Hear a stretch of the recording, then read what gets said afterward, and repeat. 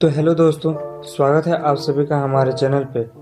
आज हम stock market के एक महत्वपूर्ण इंडिकेटर यानी MACD यानी मूविंग एवरेज कन्वर्जेंस डाइवर्जेंस के बारे में बात करने वाले हैं। MACD को समझना किसी भी ट्रेडर या निवेशक के लिए बहुत जरूरी है, क्योंकि यह मार्केट की दिशा, गति और संभावित ट्रेंड रिवर्सल की जानकारी देता है। अगर आप स्टॉक मार्केट ट्रेडिंग करते हैं या उसमें दिलचस्पी रखते हैं तो यह वीडियो आपके लिए बहुत फायदेमंद साबित होगा।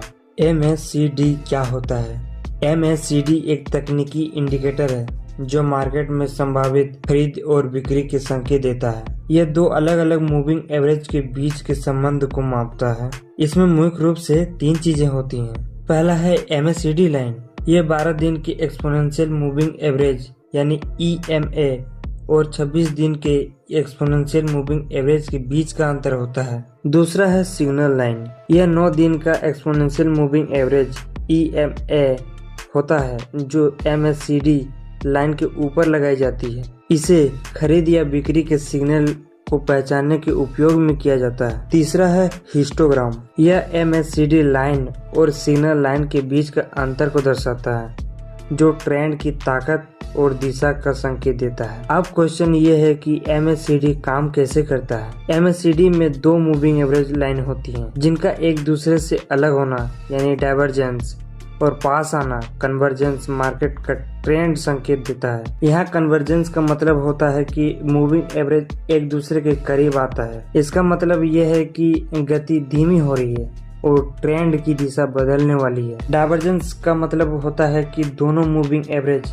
एक दूसरे से दूर जा रहे हैं, जो यह बताता है कि मौजूदा ट्रेंड मजबूत हो रहा है। अब क्वेश्चन ये आता है कि MACD के सिग्नल और उनका उपयोग कहाँ होता है। पहला है खरीदने का संकेत यानी कि बुलिश सिग्नल। जब MACD लाइन सिग्नल लाइन को नीचे से पार करती है और ऊपर की ओर जाती है तो खरीदने का सिग्नल माना जाता है। इसमें यह दिखाता है कि एक नया अप ट्रेंड शुरू हो रहा है। दूसरा है कि बेचने का संकेत यानी कि बेरिश सिग्नल। जब MACD लाइन सिग्नल लाइन को ऊपर से पार करती है और नीचे की ओर जाती है तो इसे बेचने का सिग्नल माना जाता है। इसमें यह दिखा जाता है कि अप डाउन ट्रेंड शुरू हो सकता है। तीसरा है जीरो लाइन क्रॉसओवर। जब MACD लाइन जीरो लाइन को पार करती है तो यह भी एक महत्वपूर्ण संकेत हो सकता है। अगर MACD लाइन जीरो लाइन से ऊपर जाती है तो यह एक बाय सिग्नल होता है, और अगर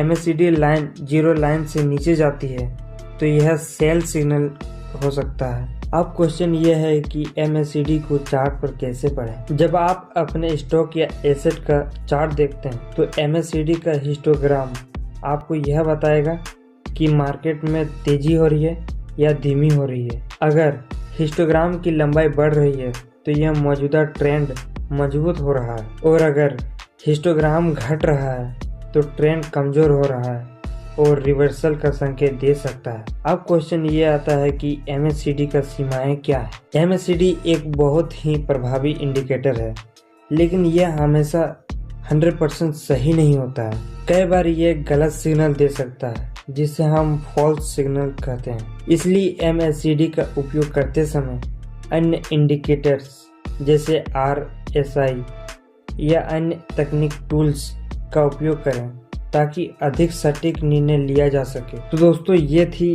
MACD के बारे में पूरी जानकारी। आई होप कि ये जानकारी आपको पसंद आई है।